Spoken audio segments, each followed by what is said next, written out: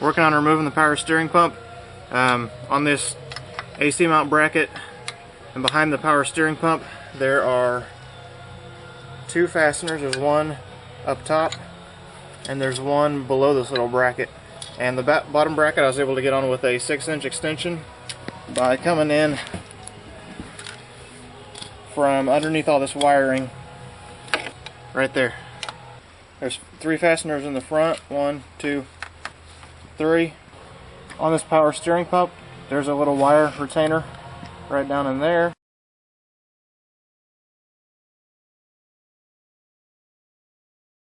After I remove those 5 fasteners, the power steering pump can just rest down here. Then time to pull this AC riser thing off. There is, you can see in there, there's 2 fasteners right here in this little recess, and then down at the bottom right there. There's also one way down at the bottom.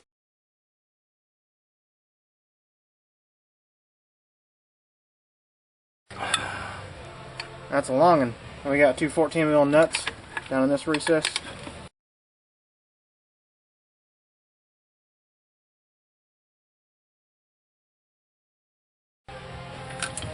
Alright, I was able to move the power steering pump over a little bit more. 14mm wrench. I'm going to throw another wrench on top of it, make some extra leverage.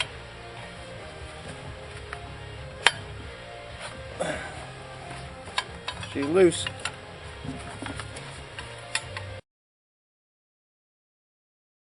I'm going to get this upper radiator hose all the way off to get out of my way. PV blaster. I'm going to have to get this fan shroud, or this fan guard, all the way out of the way here. If you look right in front of the power steering pump over on this side, way down in there, there's a 13mm fastener right here. And the only way I was able to figure to get onto that is coming from the front side with a 13mm stubby. So, using this little guy right here. This isn't very fun. I just pulled the fan belt the rest of the way out just to give myself a little more room. Alright, so see if you can see that fan guard fastener on this side right there. Looks like I'm gonna have to go and pull this tensioner assembly here. So it looks like there's 1, 2, 3, 4, and there's also got this support right here. 2 fasteners there. These are 14 mils.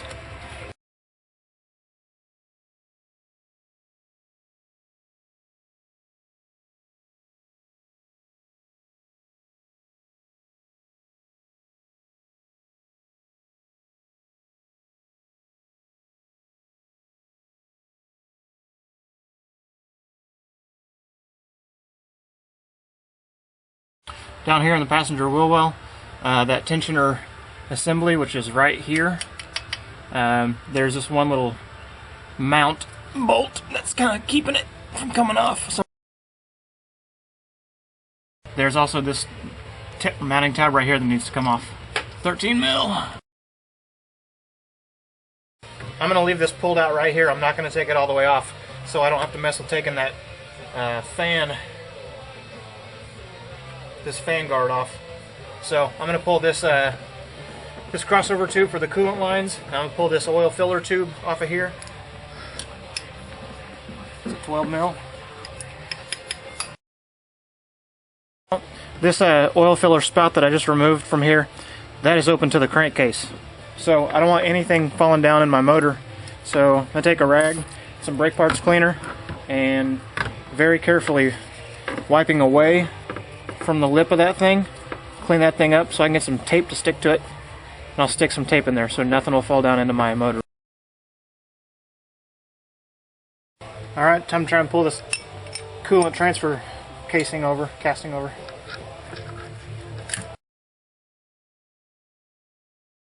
Alright, for this last 12mm fastener that's down on this side, it's easier to get to it if you go down to the passenger wheel well. Down the passenger side wheel well, that last 12mm nut on the passenger side is right there. Alright, on this crossover tube for the coolant, I thought there was only 1 fastener on the bottom, but there's actually 2 fasteners on the bottom. You can see that right there. So there's actually 2 fasteners down there on the bottom. Got 3 12mm fasteners on this side.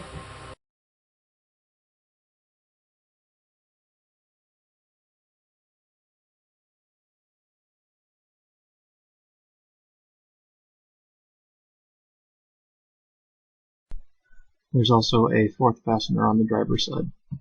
Coming out of the water pump, you got this coolant feed line or return line, whatever it is, I don't know.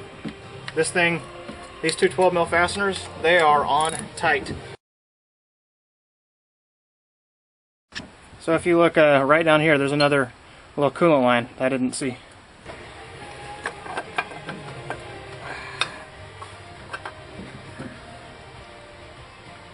Well, I didn't have to take that all the way off of there.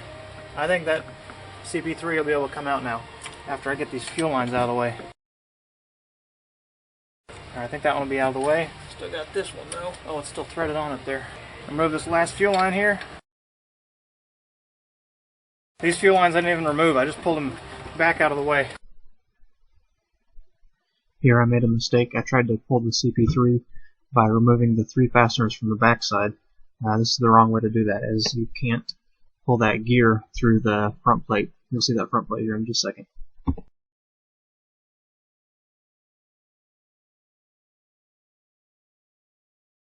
Alright, so this is back as far as I've been able to get that thing. See, this little plate right here mounts to, it looks like that's the engine case right there. This little plate, I think if I remove that, probably have just enough room to wiggle that thing. So there's 4 fasteners that hold on that little plate. They're accessed from the front side. One. Man, I can't even see those. There's one there. Another one is actually visible from up here. It's down a little bit lower, and there's 2 on the other side. These things are blind. They're super hard to see from up.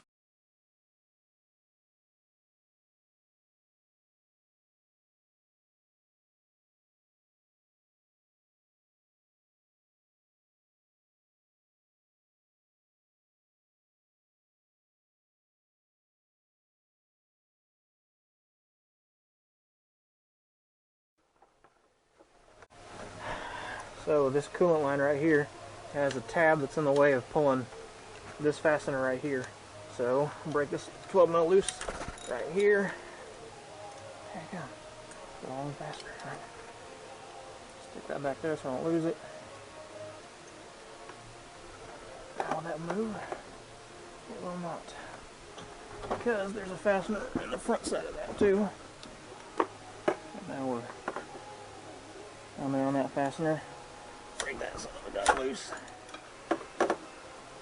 Alright.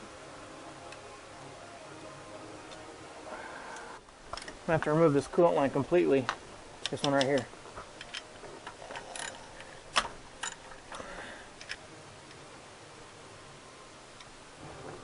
I mean, I can't get that. Oh, that will move out of the way. Alright.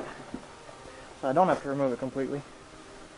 So this nut right here needs to be loosened up so that you can move this coolant line to the side, and then after you move that coolant line, then you can get on this bottom fastener down here. That's the bottom. It's the last of the fasteners to pull that plate out. All right, I took all 4 of those fasteners out. Now, allow me to mention, I don't like doing this. Yeah, that's it right there. It's right there. It's right there. It really wants to come out. Yeah, it really wants to come out. Except it doesn't. The back side of that pump housing is interfering with the Y-bridge. I've tried twisting, turning, prying every which way I can go, and it does not seem that there's any way to get that out without removing that Y-bridge.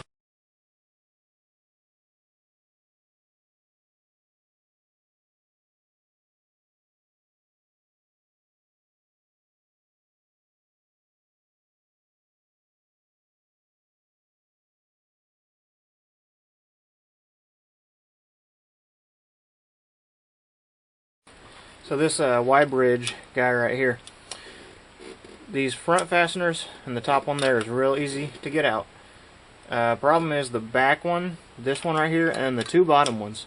This front one right up here on the top, I believe I can get to that if I grind a wrench a little bit. If I clearance one of my combination wrenches, I think I can get on that. The more difficult ones, I think, are going to be the back bottom ones. So now I've got on both of them using this setup right here. I've got what is that, 6 or 7 inches of extension there, and a universal joint and a 10 mil socket, and this is a quarter drive. Alright, so right now I need for this coolant line to move back towards the turbo a little bit. Alright, I'm going to attempt to film getting on this nut right down there. This is the passenger side bottom nut. So taking my little wobbly extension, passing it right underneath the coolant line. Oh, this is difficult to do with one hand. Can you see the nut still? Yeah, you can. Boy. This is really difficult to do one-handed with the camera. Alright, I'm kind of on. I'm going to have to fix that, and then I'll try and get the camera back in there. Alright, my socket is just too big for that little tiny area, so I'm clearancing it with my angle grinder.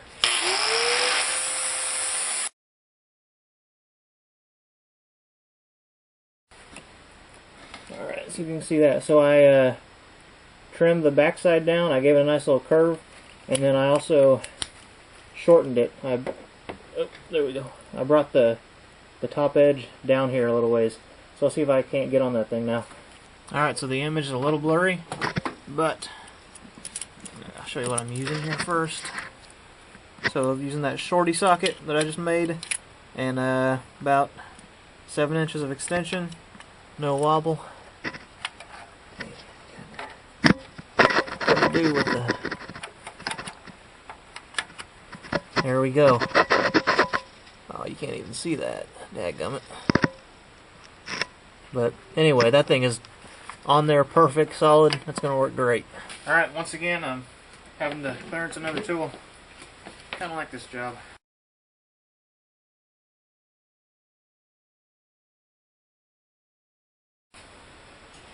Thing should have come from the factory like that. It's beautiful. Alright, so just clearance this thing. I think it looks pretty darn good. And anyway, so now I've got just enough room to get on this fastener. Break it loose. Oh yeah. Is that going to hit the turbo before I can get the fastener out of there?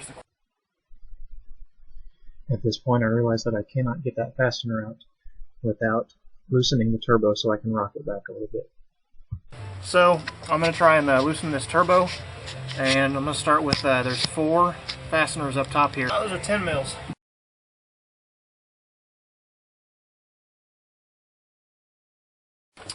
Alright, I'm going to try removing, I believe this is the glow plug control module right here.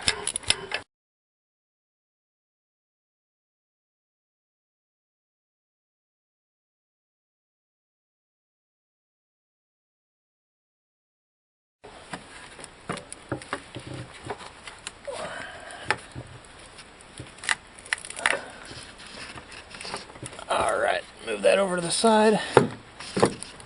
1, 2, 3, 4. Those look like 5. There's a 10 mil, and then back here you got 4 12 mils.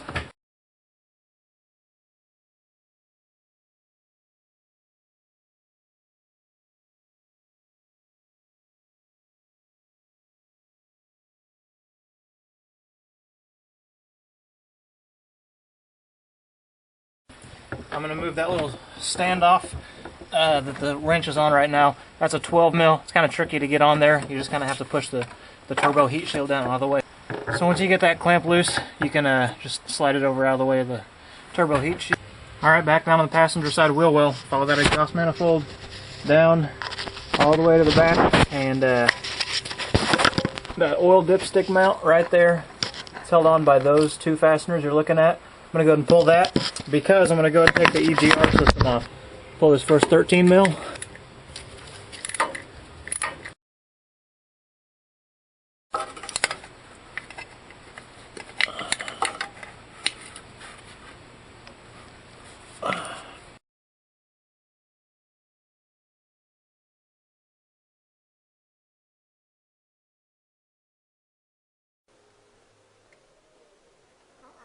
too.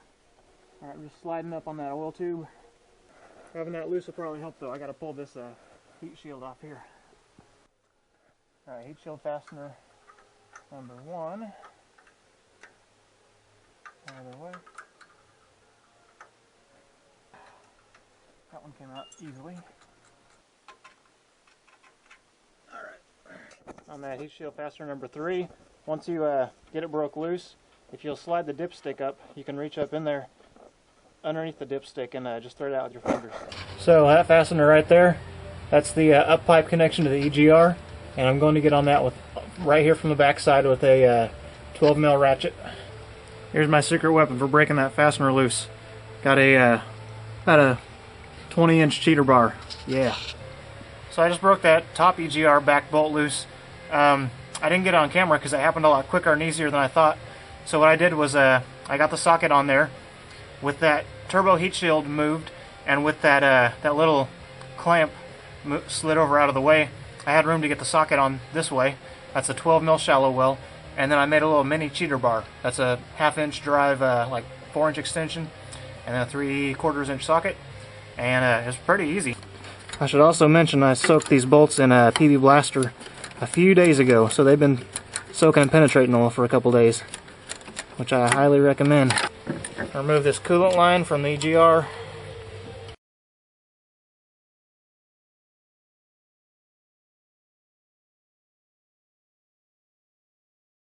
EGR cooler line number 2.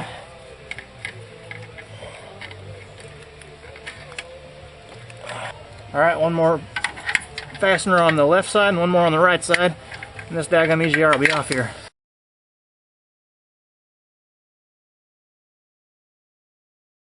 Top EGR fastener number 2. Got both fasteners out of the rear. I believe this daggum EGR is ready to come out of there. Alright, so this EGR cooler right here, this thing's kind of a pain in the neck to get out. You've got to pull it forward far enough to clear the studs that go into the up pipe back there. But it's hard to pull forward because there's a heat shield in the way pulling forward. So you have to tilt it up and just wiggle, wiggle, wiggle until you get it. The part being illuminated right here, this little heat shield, I'm going to pull this off. There's 2 little 10 mil fasteners right next to this fuel rail. And the setup that I got to get on there, just quarter drive, and I got 2 4-inch extensions and a universal joint, and then a little stubby 10 mil.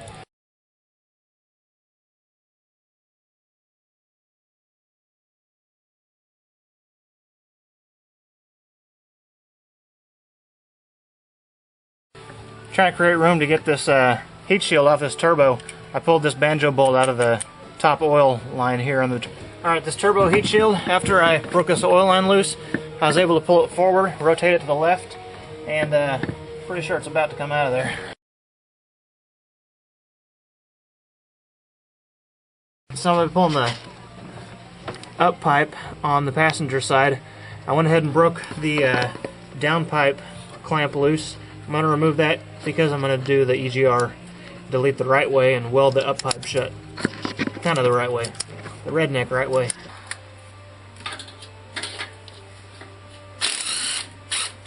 That is the easiest fastener on this whole entire job.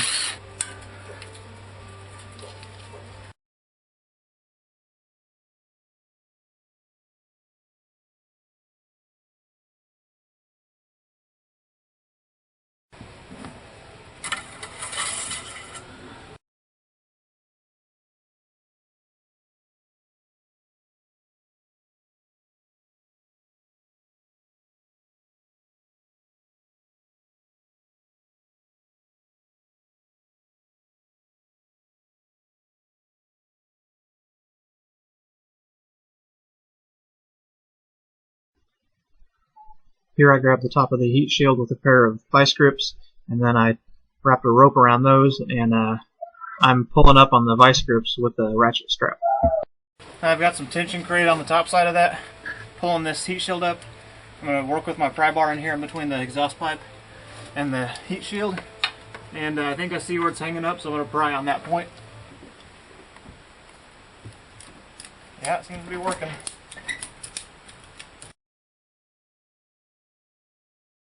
Alright, with that heat shield out of there, I believe I can pull this downpipe out of here now.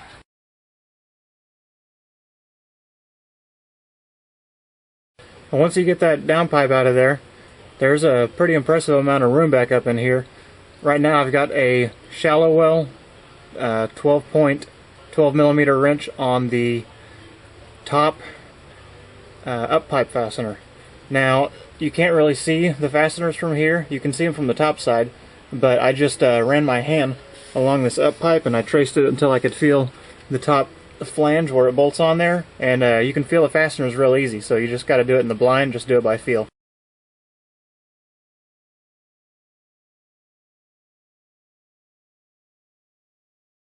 Get these bottom 3 fasteners out.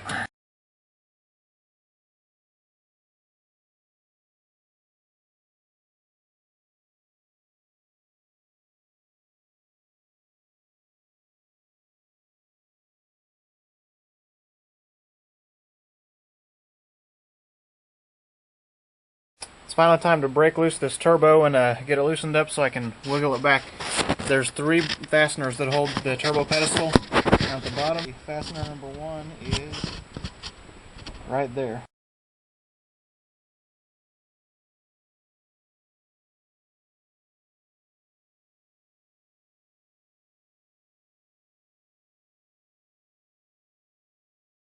Turbo pedestal fastener number 2.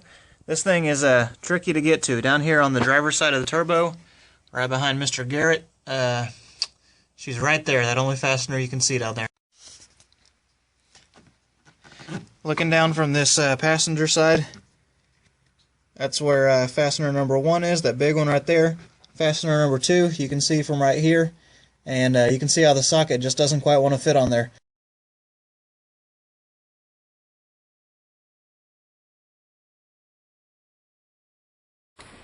After clearancing the section of the extension that was interfering with the turbine housing, I could still just not quite get on there all the way down flush like it should go, but I had enough of the socket on that I was comfortable trying to break it loose, and I tried and succeeded. So that wasn't very not really the right answer, but I guess it kind of. It's a turbo pedestal fastener number 3.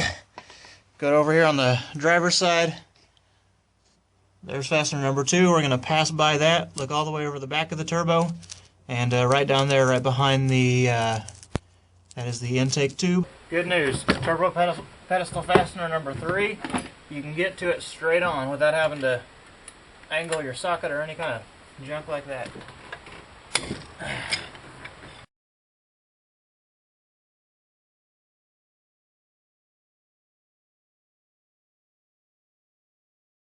Alright, using this clearance wrench, and I'm still only able to turn this thing 1 flat at a time.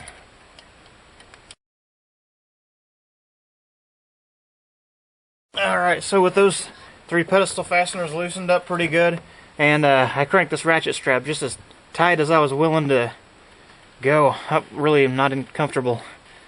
I really didn't want to go any tighter. And this fastener just barely clears coming out of there.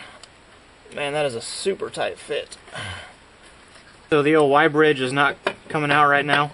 It's hanging up, it's hitting this coolant line.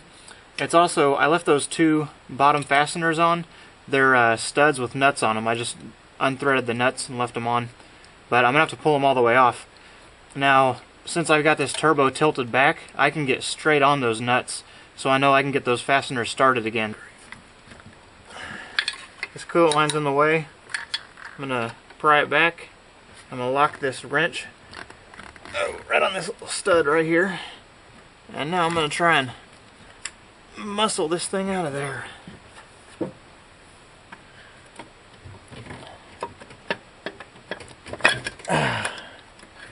There it is.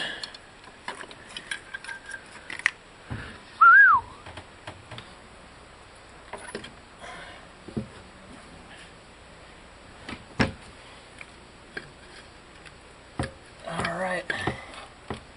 There she is. Man, what a job. Alright, my little 6-inch Harbor Freight bench vise here is too small for me to put this pump in the other way. Otherwise I'd have the nut facing up so it'd be easier to see.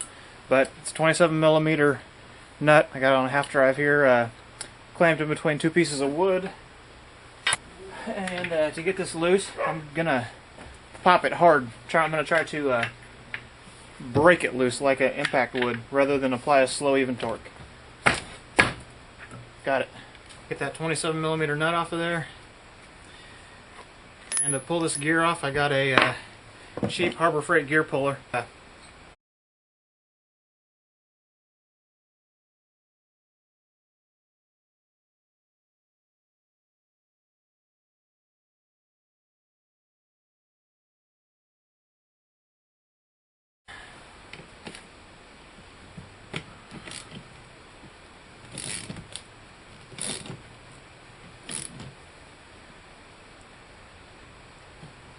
That washer's not hanging up on there.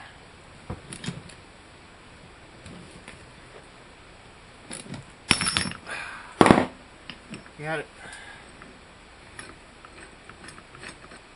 Now the whole reason I replaced this CP3 in the first place is this thing had developed a leak through what seemed to me to be porosity in the casting. If you'll look, so whenever you're looking down, when this thing's installed in the motor, and you look down from the top side, and right here, there's actually a little spot you can kind of see on there. But anyway, I would clean this thing up bone dry, and then I'd start the motor and watch this thing, and a little wet spot of fuel would appear, just magically appear right here, and it'd just sit there and get bigger and bigger and bigger. So pretty rare problem. I've never heard of anyone else having that problem, but I got it, so that's why I'm doing all this. Alright, now to get this front plate off of here, since that gear is removed, now I can remove this front plate. Now for pulling this front plate off, since you got that gear off of there, that gear was holding this front plate on, but since the gear's gone, this can come off now. And you could do this in a press or something, but if you'll get a pry bar under there and just work it one side at a time, just walk it up there, it'll come up.